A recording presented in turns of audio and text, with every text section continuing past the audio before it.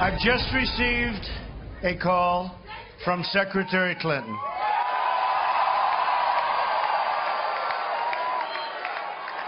She congratulated us, it's about us, on our victory. Wow, it was one of the most shocking U.S. election results in modern political history. But what was going on inside the Clinton machine as it fell apart? And what happened with Trump Tower as they won the presidency? Presidential historian Doug Weed, the author of this brand new book, doing extremely well, Game of Thorns, the inside story of Hillary Clinton's failed campaign and Donald Trump's winning strategy, joining us right now. Doug, you started getting all this inside information. You said, I got to write a book about what happened because you haven't seen this anywhere. That's what happened. And I'd get on YouTube, I'd see there's places that iPhone won't get, or they'll turn them off. And so I was hearing this stuff coming from people that I'd known over the years. I've been a part of 10 presidential campaigns on staff. And I thought, man, this has got to be written about. So first off, the stunning news comes down. Clearly, Florida was not going to Hillary. It goes to Trump.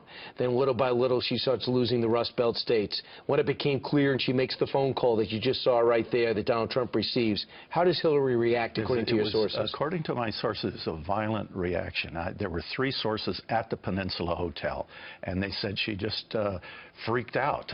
In fact, the story was so exciting and controversial and disturbing that I went to old Clinton sources who'd been with her for many, many years, for decades, said, is this possible?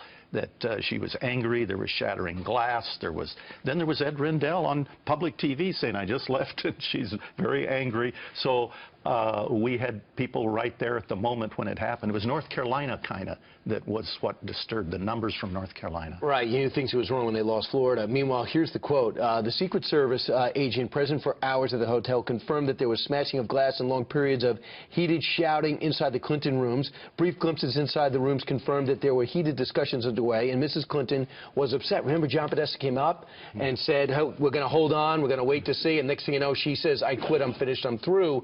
She starts blaming right away, right? Yeah, Jim Comey, and that was an interesting thing. When you get into this story, the Clintons and the FBI had a 27-year ongoing war. It's stunning. And again, throughout his life, Jim Comey would come to the conclusion, she's guilty, but we can't prove it. Overall, did Trump win it or did she lose it? Both. Trump was masterful and underestimated because Trump was the master of branding, and branding, he would say, make America great again, and then he'd go off message, they'd say. But even when he was off message, he was on message, because the second part of his message is, I'm not a politician. Game of Thorns, name of the book. We just scratched the surface. We'll have you back, because we're still trying to unfold exactly what happened. Doug, thanks so much. Great job.